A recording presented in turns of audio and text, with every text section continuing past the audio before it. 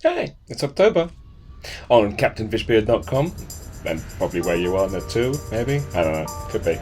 Anyway, this coming up to Halloween, so we're going to be drawing spooky things. And today I'm going to draw a bat, and so are you. Check this out. Okay, we're going to start off with a little head like this. It's going to be relatively small, it's going to be a pointy one like this. This is how I like to do my bat's heads.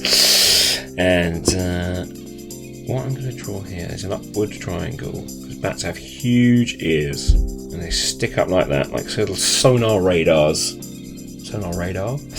And I'm going to draw a little over the eyes, over this way there, very lightly, and draw the innards of the ears there, just to mark out where they're going to go, and a little bit for a mouth. Let's put it right there. I'll put some fangs on it in a minute as well. So that's your basically bat's head. And if you picture a line, so if we were going to draw an enormous circle, we'd have a line that came across like this, all the way around like that.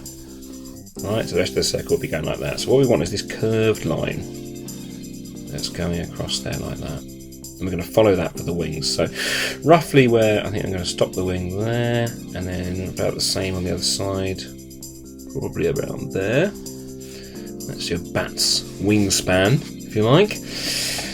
I'm going to come down. Actually, what I'm going to do, I'm going to draw a little bit of a guideline here. So starting from around here, all the way around there like that. Just take your time to get this one right, because that's going to be a nice guideline to keep your bat's wings sort of symmetrical all the way along this bit here. So I'm going to join that up to that with a curvy line, and that one down there with a curvy line.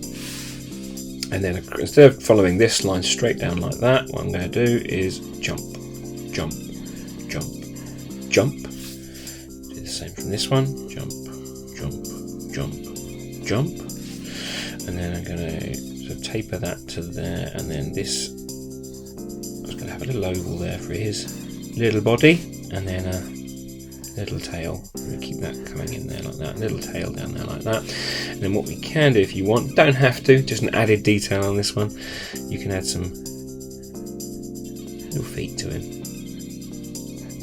That's fun. And some little fur on his body, and then this is going to be, you just saw a line there and a line there to sort of show where the sort of his arms would be on the wings.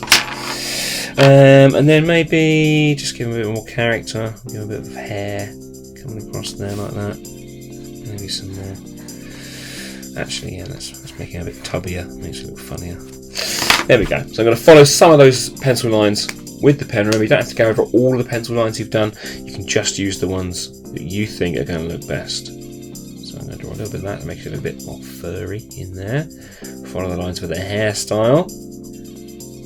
The pencil stage is where you need to make your mistakes. That's where you're exploring where things are going to go and what looks right to you for your picture.